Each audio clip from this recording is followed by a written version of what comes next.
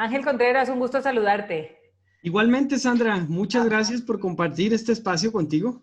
Sí, siempre es un gusto y es un gusto conversar de estos temas que nos atañen en este momento con todos los temas de gobierno corporativo que tenemos ahora, Ángel, y siempre los hemos tenido, pero ahora como que se están exacerbando, digamos, todos los temas gracias a, pues a la crisis, ¿no? Ahorita la pandemia nos ha llevado a poner, digamos, juntas varias crisis como el tema económico, el tema político, ¿no? Todo este tema de transición que se está viviendo y aparte el tema sanitario y que estamos viviendo, ¿no? O sea, la pandemia en sí. Entonces, uno de los aspectos que abordamos en el instituto es cómo los consejos agregan valor en estos momentos de crisis. Justamente en la sesión pasada nosotros hablábamos, en la cápsula pasada hablábamos de cómo algunos consejos habían decidido parar, ¿no? Y dejar de funcionar justamente durante la pandemia, ¿no? Y ahora quisiera hablar cómo, y escuchar tu punto de vista, cómo agrega valor el consejo justamente durante la crisis, ¿no? Y entonces para eso quisiera lanzar una primera pregunta, Angelito, de cómo agrega valor el consejo en época de crisis. Perfecto. Sin duda es un tema apasionante porque en sí una crisis genera catarsis dentro de las organizaciones. Hay obviamente desconcierto dentro del equipo porque se empiezan a detonar eventos inesperados y esperados, ¿no? Esperados porque viene la contracción del mercado, viene la caída de ventas o el retraso en la recuperación de la cartera, la subida de precios, ¿no? Entonces los inventarios se vuelven, inclusive en algunos puntos, escasos y de precios que nos sacan de contexto, ¿no? Entonces son varios temas que generan que el equipo de trabajo, el equipo directivo, entre en crisis hacia adentro, permea hacia adentro. Entonces, el papel del consejo en este contexto, sin duda es de contención. Yo estoy convencido que es de acompañamiento, es de darle esa opinión, decimos en el argot coloquial, en ese espejeo, ¿no? Con la experiencia, con la multidisciplina de los independientes, hace que se haga una contención integral, pues desde el ámbito de auditoría y riesgos que vamos a ver más adelante, desde el ámbito financiero, porque hay que hacer estrategias de financiamiento y de recuperación, ¿no? Por otro lado, el capital humano también vamos a profundizar, necesita contención. Entonces, ya no digamos lo comercial, ¿no? Que necesita replantear. Entonces, me gustó tu introducción porque yo soy un convencido que las crisis se tienen que ver desde el ámbito de las oportunidades. Sin duda, Ángel, estoy totalmente de acuerdo contigo. Efectivamente, las empresas y todo el empresariado, digamos, el equipo directivo y los mandos medios en medio de una crisis están muy enfocados en aguantar, digamos, toda la presión operativa y están enfocados, digamos, en sacarlos el día con día, donde hay fuegos, hay situaciones que se presentan donde no estaban preparados, ¿no? Y creo que justamente el consejo aporta muchísimo valor de tener esa cabeza fría, de estar fuera de la operación, alejado, ¿no? Con la vista previa, y cuando tienen consejeros independientes, ¿no? Con la vista del experto que ha vivido muchas otras situaciones, pero adicionalmente también está leyendo de situaciones similares que están viviendo en otros consejos o en otras latitudes, ¿no? No solamente leyendo, sino viviéndolas, porque son consejeros en diversas partes, y entonces agregan esta vista fría y este estómago frío a la conversación durante las sesiones de consejo, ¿no? Y además les ayudan a ver esas oportunidades que a la operación se le puede estar yendo por justamente estar muy metidos en la operación y que nos da a todos ceguera de taller, entonces ayudan, digamos, con esa vista de las oportunidades y más importante, de los posibles peligros que se pueden estar presentando, ¿no? Claro. Entonces, sí creo que el valor que agrega el consejo en esos momentos de crisis es invaluable, Ángeles. Sin Digamos que no duda. lo deberían quitar. Y yo te quisiera preguntar otra cosa, y para los dos, ¿no? Desde el punto de vista de la experiencia que tú tienes y que yo tengo, digamos. Me encantaría saber qué oportunidades ofrece la crisis al consejo, tanto al consejo de administración como a todos los dueños de la organización y al equipo directivo, ¿no? Mira, yo quiero enfatizar la que acabas de comentarnos, que tiene que ver con esa frialdad, con esa objetividad con la que tiene que actuar un consejero independiente, porque está libre de sesgos, está libre de esa presión operativa natural que ofrece una crisis. Bajo ese contexto, pues yo te reitero, hay un acompañamiento, hay una validación de las estrategias que está planteando el equipo, otras nuevas, porque la gran oportunidad es el replantear fórmulas, ¿no? Dar oportunidades a la disrupción, dar oportunidades al rompimiento de paradigmas.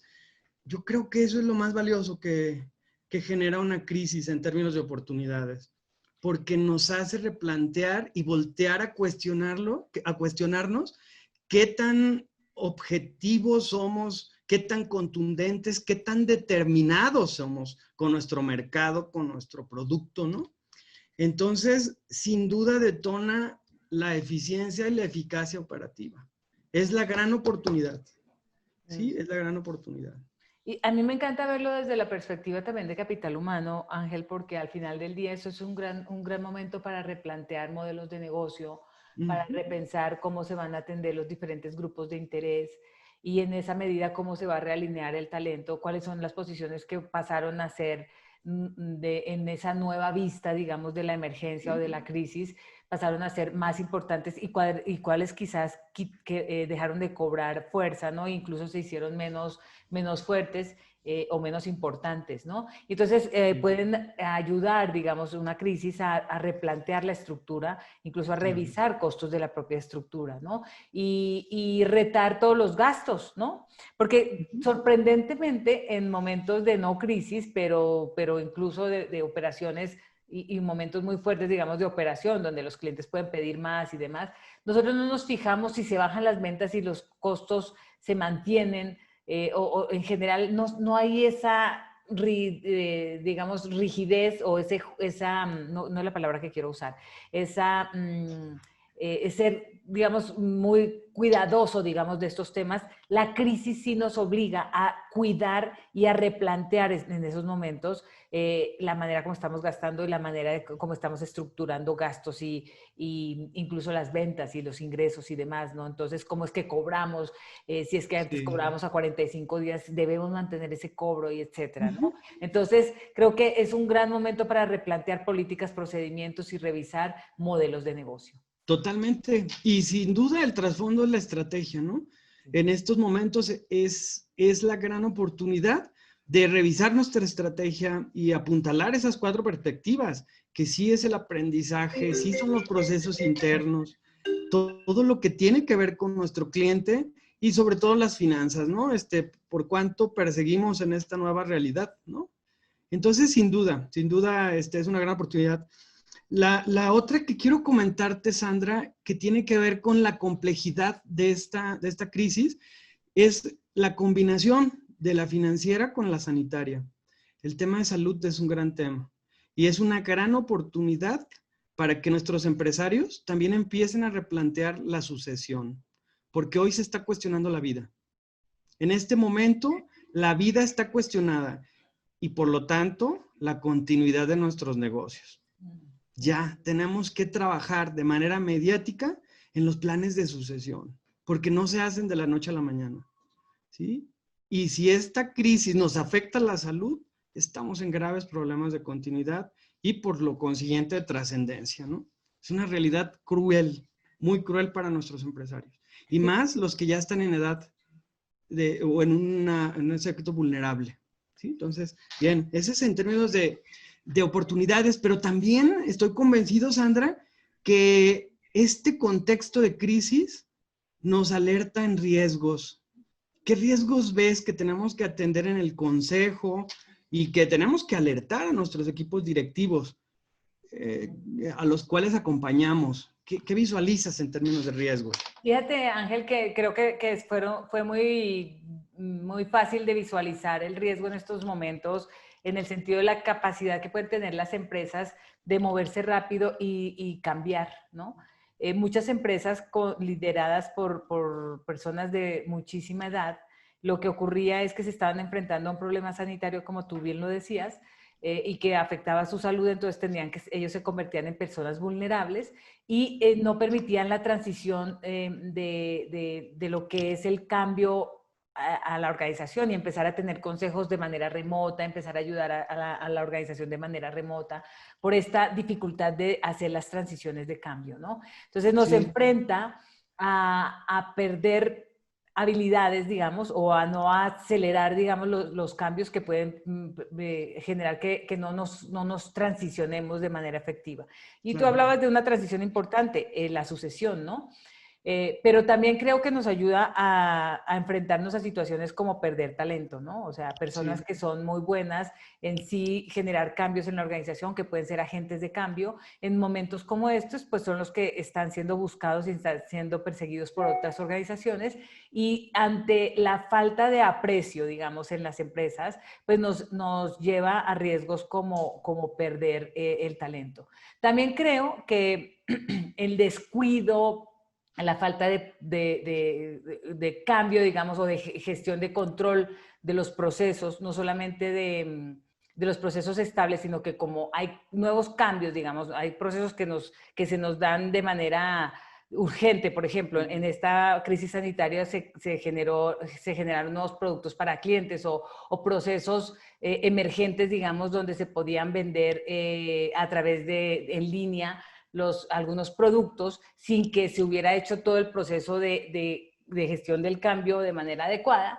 Pues estos cambios abruptos en algunas áreas se pueden prestar a fraude, se puede prestar a corrupción, y quítale, si la gente está en muy buena condición y son gente de muchísima confianza, pues a falta de control y entonces pérdidas por falta de control, ¿no? Entonces, traslapes de información, traslapes en costos y etcétera, ¿no? Entonces, esto nos puede llevar la crisis, ¿no? Entonces, sí creo que al final del día eso puede redundar en perder clientes, en perder proveedores, y entonces se nos hace, digamos, más difícil operar, ¿no? Entonces creo que las crisis nos enfrentan a situaciones muy difíciles, no vividas anteriormente, donde la gente no necesariamente está preparada para entender cuáles son los riesgos que viven, y el consejo juega un papel determinante en esos momentos. Sí, estoy convencido, al igual que tú,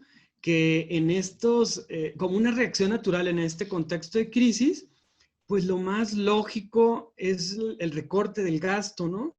Incluso escuché a algún consejero en algún momento que decía que cortar gastos cualquier persona, ¿no?, con un grado de inteligencia lo logra, pero generar ingresos es donde ves el tamaño de los ejecutivos, ¿no? Del equipo directivo, del director comercial en específico. Entonces, en esto coincido contigo que podemos, en el afán de recortar gastos, en irnos con esa puerta, yo digo un poquito falsa, en el sentido del recorte, sí nos podemos llevar posiciones valiosas que pues en un recorte tenemos que prescindir de ellos, ¿no?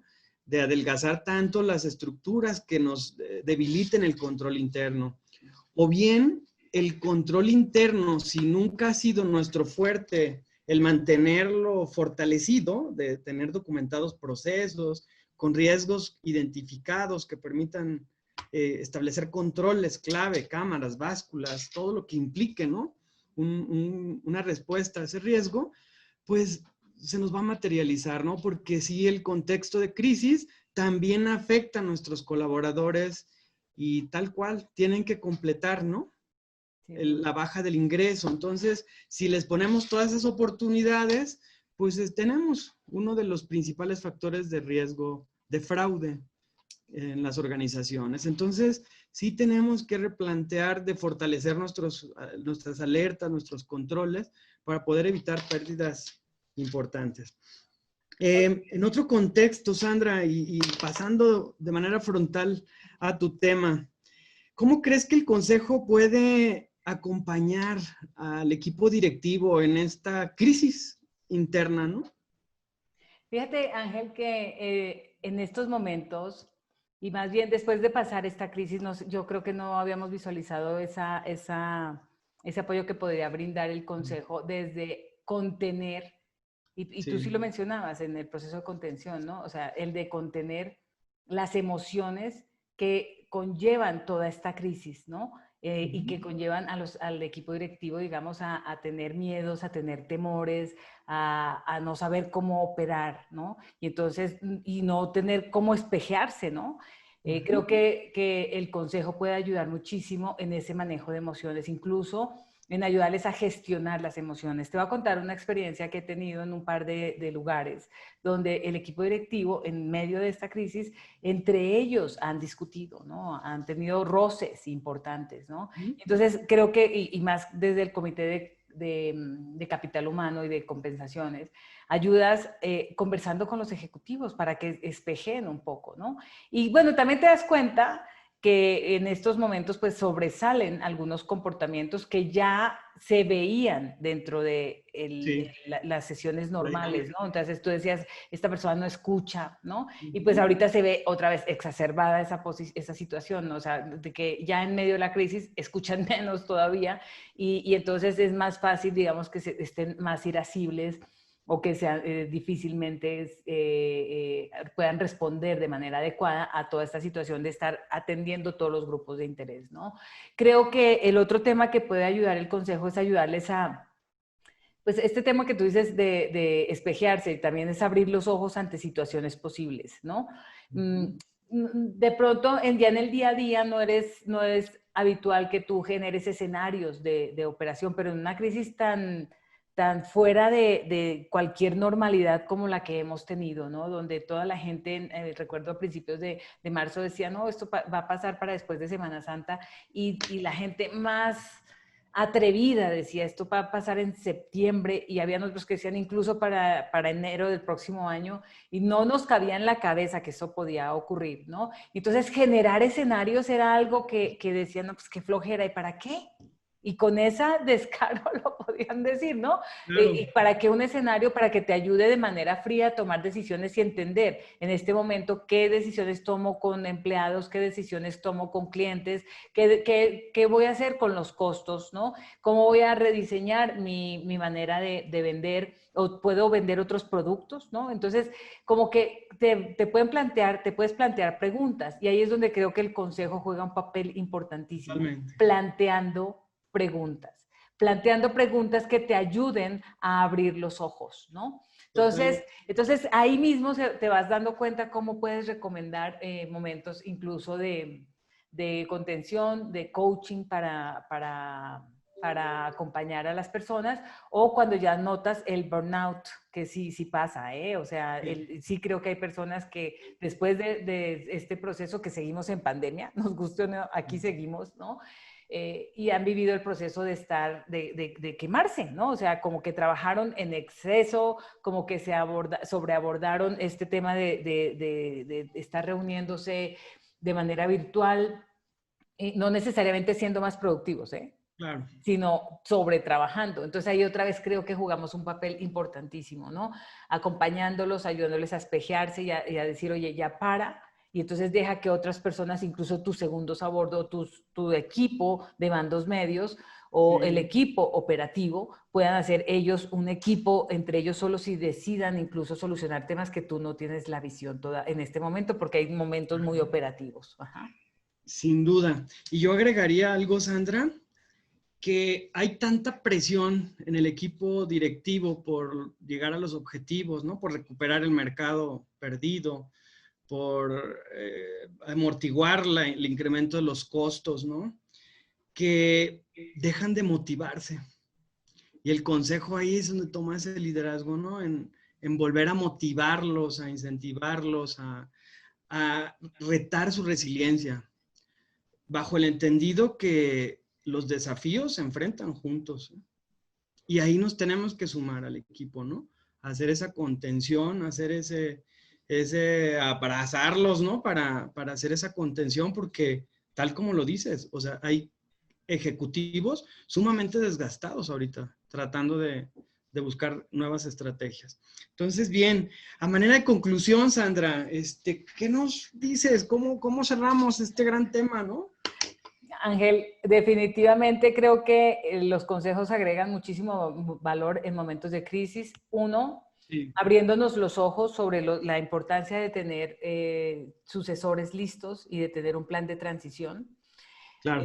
Dos, que las empresas tienen que acelerar los cambios y todo lo que fue imposible hacer durante años, como en estas fechas tuvimos que hacerlos incluso sin gestión del cambio, la gente fue capaz de empezar a trabajar desde casa, empezar a tener protocolos y tuvimos que empezar a darnos cuenta de la importancia que tiene un grupo de interés primordial, ¿no? Que son los colaboradores, ¿no? Entonces, ese fue, creo que es otro de los grandes momentos que nos trajo la crisis y donde el Consejo empezó a ayudar, ¿no?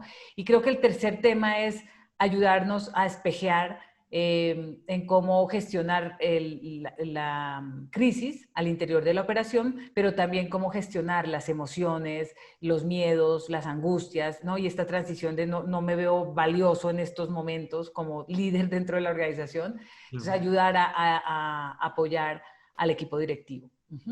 Encantadísimo. Y yo, manera de cierre, quiero quedarme con una frase de Albert Einstein, que dice que en las crisis se proponen las inventivas, ¿no? Nacen las inventivas, nacen los descubrimientos y las grandes estrategias.